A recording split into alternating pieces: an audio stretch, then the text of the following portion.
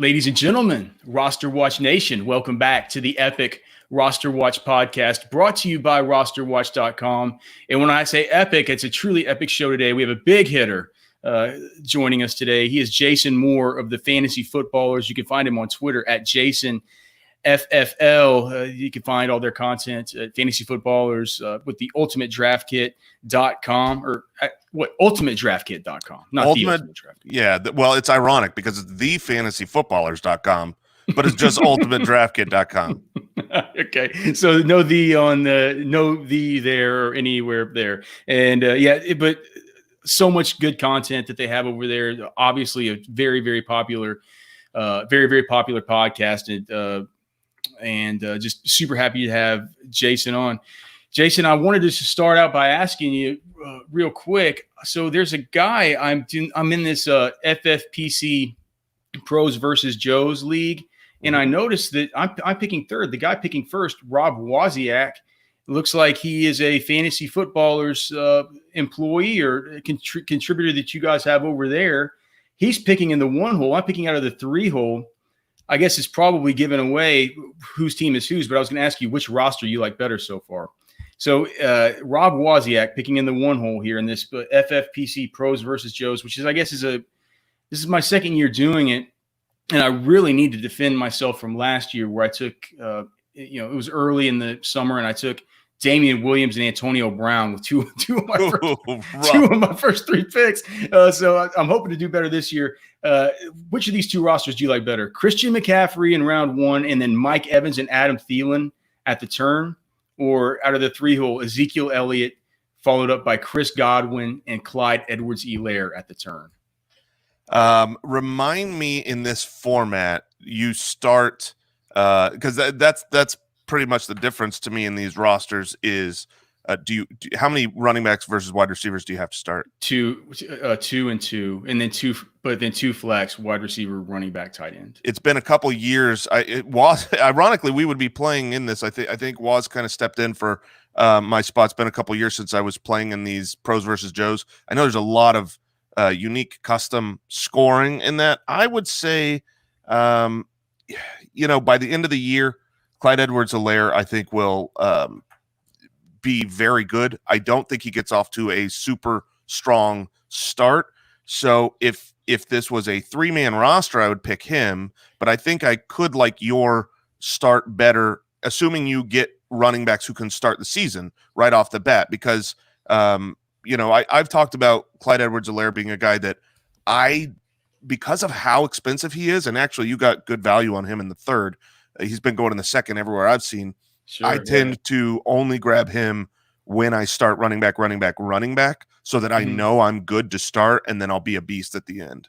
Right. No, I agree, and I think it could. I've talked about it a lot. I feel like it feels that maybe Clyde is being thought of by the fantasy community as somebody who can come in and have a little bit of a faster start than maybe Miles Sanders did last year. But I think some of these running backs, especially when I think like J.K. Dobbins, I could definitely see with somebody like him maybe having a Miles Sanders like year where it's like at the end of the year you look back and say he's pretty good, but man, if you were forced to start him at the very beginning of the season, there were some rough weeks along the way, and probably if you had Miles Sanders and you won a championship last year, it was probably a situation where maybe you traded for him. You got him on your team off of a losing owner, and you got to ride the wave down the stretch. But I think in a best ball format, Clyde, he was there. And man, in these drafts, everybody's going so running back heavy early. It's like, man, if you don't get that guy right then, that's by the time it comes back around, there's just no one. It's a really good point. In a best ball draft, Clyde Edwards-Helaire is much more valuable because your playoffs are the entire season. For redraft leagues, the way that that's the frame of reference I'm usually coming at these drafts with. So Clyde Edwards-Helaire in the third round is actually really good value because I forgot this is best ball, and in best ball, you guarantee that you get scoring in week 16. In a normal redraft league, if you don't make the playoffs because you got off to too slow of a start, then if he's a beast in week 14, 15, 16, you might not get those points. You get them. So that's a solid pick for a best ball.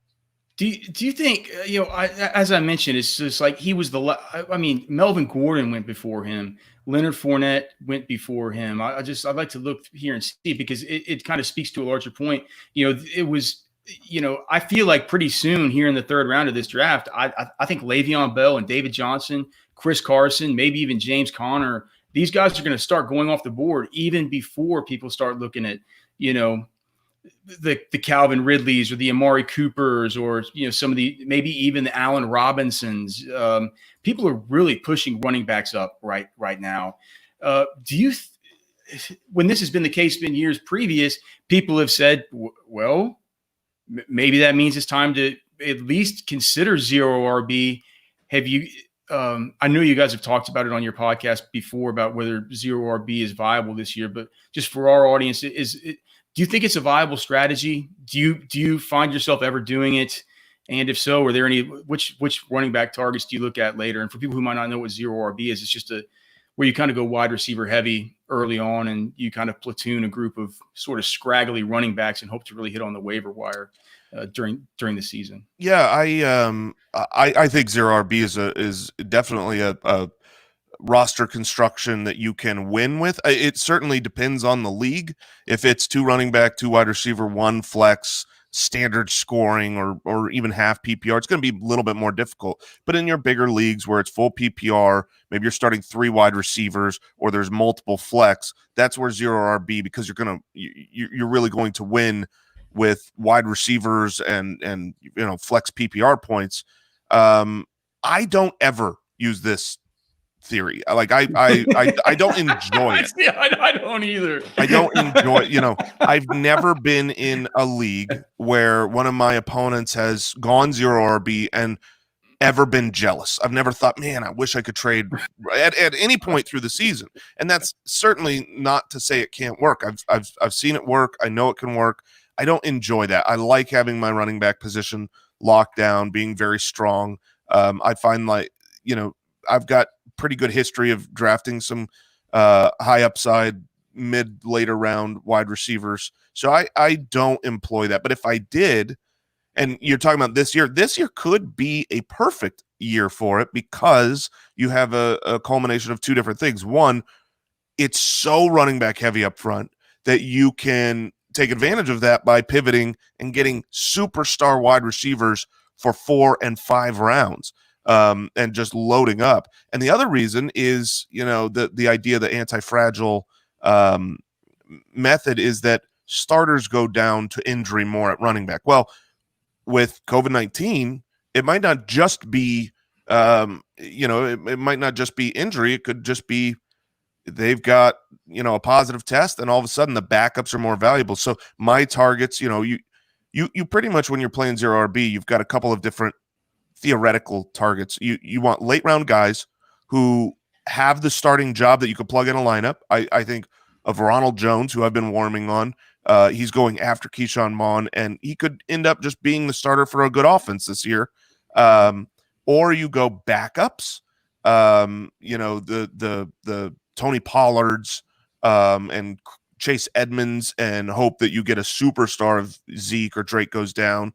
And then the kind of in-between guys that I would target, if you can get a Kareem Hunt. He might be a little too highly drafted, but he's perfect where you can start him in a pinch any week, and then should Chubb go down, or Latavius Murray, those type of players. So that would be some of the guys I would target if I was playing zero RB, which I won't. Which you won't, because it's no good. It's just it never, it doesn't,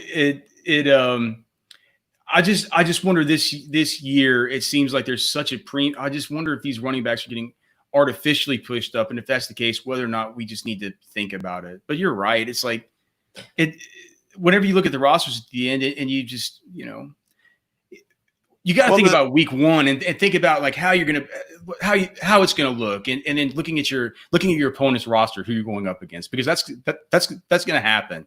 And do you really want to be the guy that's got Will Fuller in your flex versus the other guy that's got, David Montgomery or something like that? It's just, I think in most cases, even when you look at players that are being drafted, I think I'd rather have the running back in my flex. And I just don't understand, anybody's reasoning for not loading up on. Yeah, week 1, you're certainly going to like a non-zero RB lineup better. But the theory is that as the season goes on and injuries happen, one roster gets weaker as your running backs get injured, and one roster gets stronger.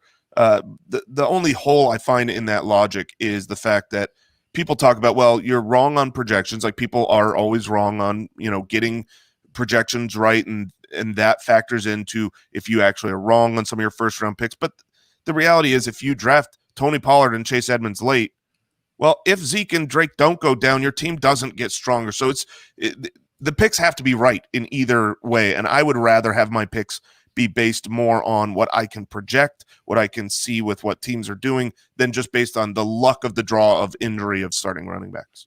And I guess the only final thing before we move on, I didn't want to talk this long about zero RB, but as I'm looking at it too, I'm just looking how drafts generally fall. It seems like something that I would certainly not do it if I had one of the first 5 picks. There's the opportunity cost of, I think that's where you can if Michael Thomas were to fall maybe a little bit more, you could maybe start out with him. There's a lot of people that do a modified zero RB where, you might take Christian McCaffrey in the first round, and then you don't draft another running back again until round 7 or 8 or 9. And, that to me is a little bit more appealing. Right. Well, speaking of wide receivers, are there any right now that, as far as guys that you would consider sort of must-haves as far as where they're going right now, zero RB or not, just wide receivers? Is there a sweet spot where you find yourself sort of looking to the position, and if so, are there guys who you like right now as far as their ADPs? Yeah, I mean, I love a lot of the guys going in the 4th round. Robert Woods is a perennial value. He's always undervalued because he's not. You look at the guys who have, say, A.J. Brown, who I also like. I thought coming into this year I would hate A.J. Brown because people were going to be crazy and drafting him top 10 because of the upside of what we saw once Tannehill took over. But that's not the case. I've seen him go as the wide receiver 20 in drafts. At that point, you're near his floor. So, but A.J. Brown has that top 5 upside. Robert Woods doesn't. And so nobody wants him. He keeps dropping. But year after year after year, he's basically a wide receiver 1. So he's there. And then my favorite pick this year certainly is becoming labeled as a my guy is Marquise Hollywood Brown. I absolutely love him. I'm sad that he's kind of rising up draft boards because, a month ago he was so late. He was you could get him almost as a late round pick, and I think he's got top 15 upside. You've got him on a great offense. He's the clear number 1 target. It's him and Mark Andrews for Baltimore, the same way that it's Tyreek Hill and Travis Kelce for Kansas City. Less passing volume, of course, but I think that the talent of Marquise Brown is way beyond what we saw in his rookie year coming off of his foot injury. He's going to explode this season. Yeah, I do agree. And, when you think about, I want to just hit back to Robert Woods real quick. Just if you look at all the wide receivers basically in fantasy that we're talking about, you look at over the course of the last 2 years, Robert Woods, if you look at just the games where he's given you a monster game in PPR of over 25 points, he's done that 15% of the time.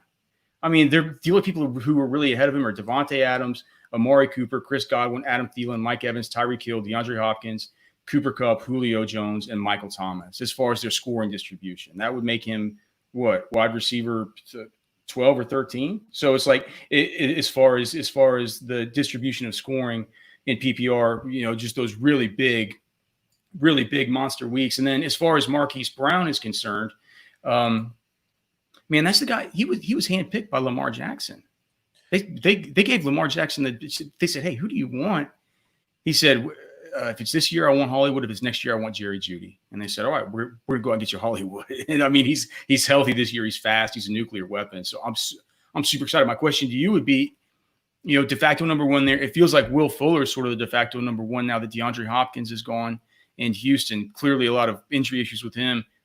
Sometimes people are faced with a decision there in usually the 6th round or so.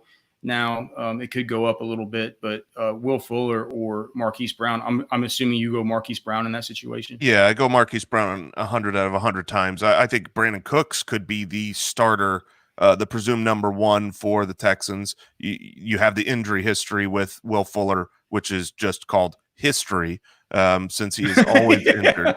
But yeah, sure. I mean, Marquise Brown came back from an injury where the timeline was not good for him. He comes on the field and he shows that he belongs there. He's lighten it up, but then they keep his snap counts low through most of the season. He got a little bit, re-aggravated an injury as the season went on. Now this offseason, he got the screw taken out of his foot. He was playing with metal in his foot. Now he's free, and you look at the historical production from that injury, and last year it's usually like a 40% reduction in production for that timeline, and this year he should be back to full production. And that was a rookie coming into his second year for Lamar Jackson. I'm all about Hollywood. Just one thing I wanted to point out about Robert Woods is just we can agree that he's going to be the number one outside guy, and Cooper Kupp's going to play out of the slot, right? That seems like that's for the most it's part. Going to be. For the most part. So if you project out just the cornerbacks he'll be facing, it's a pretty tough schedule. I just don't know if it worries you a little bit. It starts out with Chidobe Awuzie, then he'll get Darius Slay, then he'll get Tre'Davious White, then he'll get James Bradbury. Pretty good matchup in week 5 versus Fabian Moreau. In week 6, he'll get Richard Sherman. Week 7, Kyle Fuller. Week 8, Byron Jones. Bye week. Week 10, he'll get, if he's not in jail, he'll get Quentin Dunbar. We don't know about that. Carlton Davis in week 11, who's kind of coming on a little bit for the Bucs. Richard Sherman again, then Patrick Peterson, then Stephon Gilmore in week 14.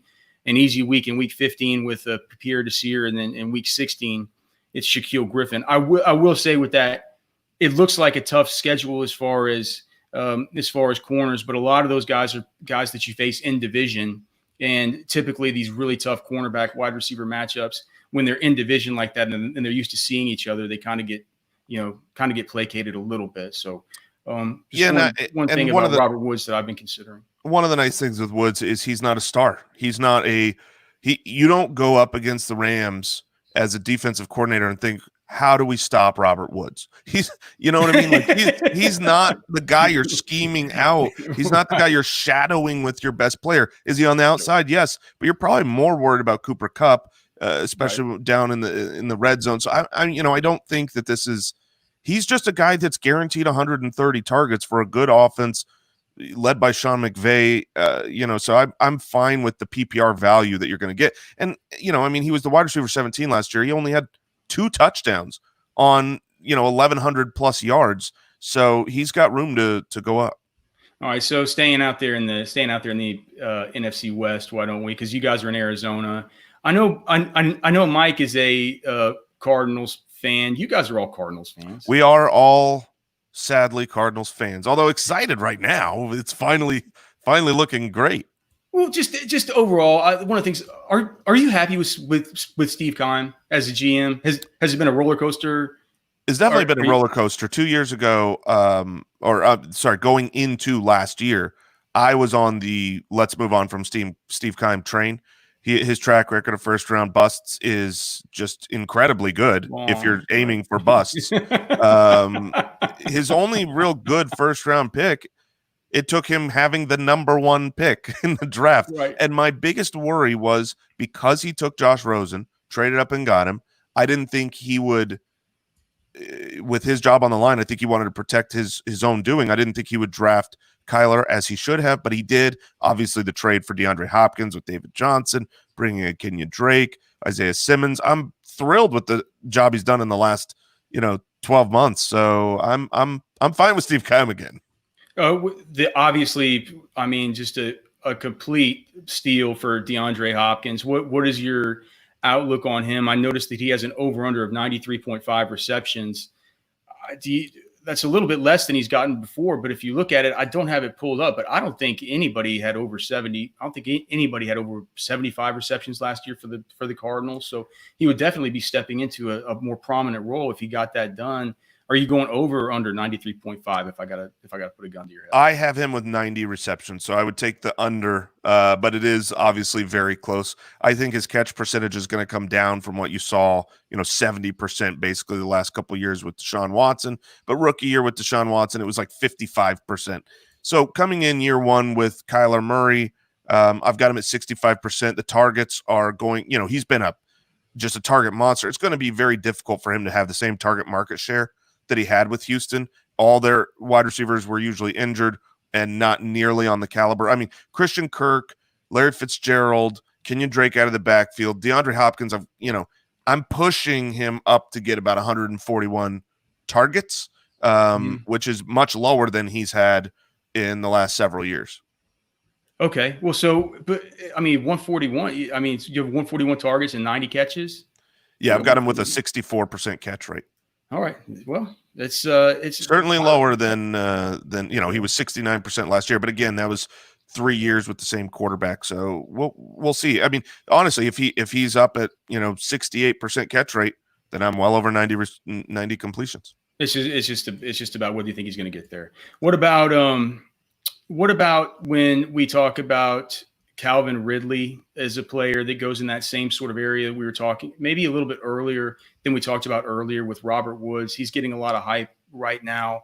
And the Atlanta offense is pretty easy to figure out, with their pieces. It's not one that necessarily takes a whole lot of guesswork to sort of know where the production is going to come. Are you in on Calvin Ridley? It seems like he's got a lot of hype from a lot of big time analysts that sort of moved his ADP up a little bit here in the last month or so.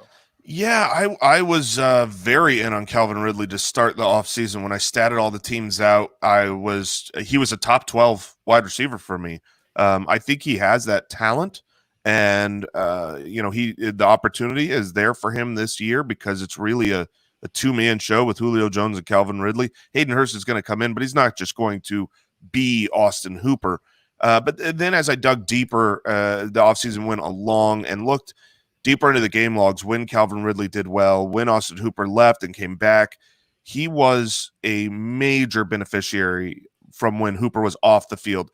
And in those situations where you lose a player to injury, you have to look elsewhere with the existing roster. When you bring in, it's not like, oh, well, Austin Hooper's off the field, he's great, and Austin Hooper's not there this year, so he's going to be great. They brought in Hayden Hurst to play that role, and I don't expect him to go all the way up. So I've got Calvin right now at my wide receiver 16, so I'm in on him. I think he's just an outstanding route runner. If you put him against zone, he's gonna find the holes and destroy. And he's got a great nose for the end zone, which obviously for fantasy that matters. So I'm strong on Calvin Ridley, but I don't think I'm where I was a month ago, where a lot of analysts are saying he's the new Chris Godwin breakout. Where going into last year, it seemed like Chris Godwin, that would be impossible for him to become the number one because Mike Evans was there, but he could be great. Now he's the number one and Mike Evans is the number two. I don't see that happening here with Ridley and Julio. Well, with that said, if you do start out 3 running backs in a 12-team league and somehow you can get Calvin Ridley at the beginning of the 4th round, are you comfortable with him being the first wide receiver that you take in that kind of scenario? Yeah, I mean, it depends on who's on the board in the 4th. If I'm looking at, say, Robert Woods, Adam Thielen, Calvin Ridley, and they're my first, I probably lean towards one of the vets who's done it before versus the projected breakout. I'd love to have Calvin Ridley be my second wide receiver. Right. But I would be, if he's the best one on the board and I've got 3 stud running backs because that's how the draft fell, I do think Calvin Ridley will be good for fantasy and you can win with him as your one. I just think there's safer options if I'm drafting him to be my one. All right, so there are going to be some fans of the fantasy footballers here, and I'm sure we have some crossover audience on our podcasts who might want to know a little bit more about you guys. I certainly want to know a little bit more about you guys. So I prepared these 8 questions called Which of the Fantasy Footballers? So between you 3 guys, which one? All right. I'm ready. All right. Which one of the fantasy footballers has read the most books in his life? Andy Holloway. Right, Andy Holloway is the reader of us all. Which of the fantasy footballers would be the most successful in starting a fire without a lighter or matches if they were stranded? Ooh, that's a good one. Not me. It would be between Mike and Andy. I'm gonna say Andy again, and I think he feels like a Renaissance man. He could have read some books about like being an outdoorsman. He would use all of his pages from his book to help kindle the fire. Which one of the fantasy footballers is most likely to go to the movies by themselves? Oh, how go to funny! The movies alone. How funny. That is once again Andy. No. he's just sweeping this thing. He's sweeping them, but they're not all good. Like, I don't want to go to the movies by myself. I know that Andy has gone to the movies. Kind of a weird. I think it's kind of a weird habit. My wife's mother does it, and it's I don't so understand weird to me. I couldn't imagine going out to a movie theater by myself. And I love movies. I'll watch movies by myself at home, but as soon as you go to public, it just seems sad. It's so sad. But Andy can swallow that pill. Which of the fantasy footballers is most likely to send back a meal at a restaurant that is not up to his standards? I think Mike does not fear confrontation. And he's got his standards that he lives by. I am the least likely because I hate confrontation. Well, speaking of confrontation, so you guys have I know you guys have a beautiful studio there, and you guys are building out these home studios too. But if you're in the studio together and you walk in, who would be the go-to guy for getting a non-venomous but large snake out of the studio? That would be Jeremy, our producer. all three of us would be like, immediately all three of us would yell the name Jeremy. We'd say, Jeremy, come save us. We are not good with the creatures and crawlers and snakes and oh my. So the same question, but for a large hissing rat in the corner. Yeah, Jeremy is the producer. Okay. Yeah, he's the man of the office. The final two, which one of you guys would fare best on a unicycle? Ooh, interesting. The balance. We're all super competitive. The showmanship. Yeah. I feel like if I could get on, I would stay on, but I think getting started would be tough. But I'm going to go with me. I'm going to say I can get on once I figure it out. I'm surprisingly athletic. That's my moniker because I'm overweight, but I'll stay on that unicycle. Okay, and then the final one, and this is the question that's right on the tips of everybody's tongues. Which one of you guys would last the longest in a trunk of a small sedan trapped with a Wolverine? Oh man, you really took a turn there at the end. Yep. With a Wolverine trapped, I'm gonna say me. I've got the strength. I could take the blows. I do not want to be in that trunk. But I'll come out alive. Okay, just a couple more real football questions here for you, since everybody now knows exactly what you guys are all about there at the Fantasy Footballers. What do you think about? I was doing a little research for the show, and I was looking at y'all's Scott Fishbowl team, your SFBX team. It looks like you guys had a good strategy. You guys, I believe you picked Kyler in the second round, and you ended up getting a couple of good quarterbacks later, some strong running backs to start. It looked like Amari Cooper was the first wide receiver you guys took. Am I correct? I think it is. That is correct. Yes. How comfortable are you with Amari Cooper as your wide receiver one this year in fantasy football? So me personally, I am very comfortable. I would say 8.5 or 9 out of 10. Mike on our show would very much disagree. This was one where Andy and I had to convince Mike to take Cooper. The issue with Cooper has always been consistency. He's been extremely inconsistent on a game-by-game basis. He's going to win you some weeks and lose you some weeks, and it's very difficult to tell when. 50% of the time he's good, 50% of the time he's bad. And then last year, he goes to Dak, he goes to the Cowboys. Well, he went there, a season and a half ago and was great with the Cowboys to finish the season. Then he comes into the season and was also awesome. Top 10 wide receiver for fantasy, phenomenal.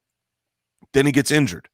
And the second half of the year, he pretty much stinks. And I think people forget how injured he was. He was a decoy in some of those games. You'd be watching him jog and hobble on these routes. Like, why is he even on the field? And when you forget the nuance of how it happened, I think you just look and you go, yeah, Amari Cooper did what he always does. He disappeared. But I think there was reason for it. I believe he's the clear-cut number one wide receiver for a very good offense, for a team that's going to throw the ball a lot. He's going to be great for fantasy. I'm in on Amari Cooper, but that is not a unanimous footballer's opinion. Understood. Does Do you have any takes at all about Michael Gallup and how CeeDee Lamb might affect him for the Cowboys? Yeah, I mean, when CeeDee Lamb was first drafted, the initial instinct is, oh no, Gallup was going to be great. He's done.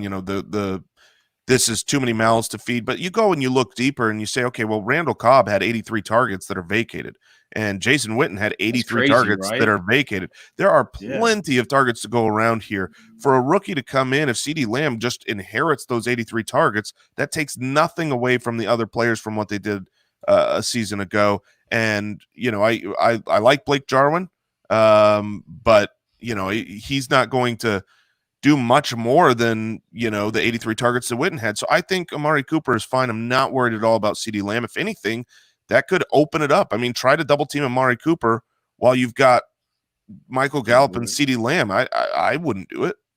Yeah, no one should do that. They would have a lot of trouble. The other thing you mentioned, Blake Jarwin. I saw you guys took and I only saw your tweet. You guys tweeted out your roster through like round 15, but it looked like you guys had taken and Scott Fishbowl, it's a tight end premium. You guys had taken Blake Jarwin, Chris Herndon, sort of going with the punt, hoping that somebody hits tight end there late. Do you have a case to make for either of those guys? Yeah, I mean, this was well, first of all, for Blake Jarwin, he's been good when he's given the opportunity. He hasn't had much opportunity because Witten has been there. Witten had 83 targets, so he's certainly an athletic enough guy to get the job done. And then Chris Herndon is one of very few rookie tight ends to have over 500 receiving yards, and then we haven't seen him since then. He basically played 2 minutes last season, and I think coming into this third season, he's a big breakout potential. When you're in the Scott Fish, it's made to where it's so deep, and the scoring is so unique, where every single team out there has a weakness, and you have to pick and choose. We wanted to dictate our weakness, so it was our plan all along to say we're going to be strong at quarterback, running back, wide receiver, deep at all three. And because it's tight end premium and people are going heavy after tight ends, we're going to be fine just rolling one of Jarwin, Herndon. I think we got the corpse of Jimmy Graham in the round 20. So, we're fine because I think our points are going to come elsewhere. And if either Jarwin or Herndon break out, then our team is dominant. All right, so get you out of here on this one again. You can find him on Twitter. He's a good friend, Jason Moore. It's at JasonFFL. You can go to what's the fantasyfootballers.com or go to ultimatedraftkit.com. They have all kinds of great stuff on there. Matt Harmon, for the last few years, has been putting his reception perception project exclusively over there, where you get to see the different success rates for different routes and everything. I mean, it's probably more than you could even take in that they have here in this Ultimate Draft Kit. So you can get that at ultimatedraftkit.com, and we certainly appreciate everybody supporting our friends there. Again, Jason Moore at JasonFFL. All right, so let's just stick around in the NFC West, brother. I'll get you out of here on this one. Can't thank you enough for coming on. What do you Tyler Lockett or DK Metcalf in a vacuum? They're because honestly, their ADPs have begun to converge. It's almost like you're having to choose between them in a vacuum now. Yeah, I would love to choose between them. It's Tyler Lockett easily. I think Tyler Lockett is a phenomenal NFL wide receiver. You just brought up Matt Harmon's reception perception. He is a reception perception stud. He has a mind meld with Russell Wilson. He has the years of getting it done with him. And while I do think DK Metcalf is also good, this isn't meant to disparage DK Metcalf. He's the 2 in this offense. He is the second read when Russ drops back. He was very limited last year. And wisely, they put him on a bunch of slants and 9 routes, which is DK Metcalf's strength. But DK Metcalf is not the wide receiver, despite the fact that he is a superhuman. When you're that big and strong and can run that fast, you just get thrilled with the upside of like what could be, the Calvin Johnson body. But the reality is Tyler Lockett's the wide receiver 1 for that team, and he's really good at it. So I'm taking Tyler Lockett for sure in a vacuum or in any other situational, fantasy football outcome. I think Tyler Lockett over DK Metcalf is easy for me. And coming into this offseason, that was one of those questions I wanted to answer because it seemed like it was going to be difficult, but I'm confident in Lockett as the wide receiver 1 for the Seahawks. There you have it. Jason Moore.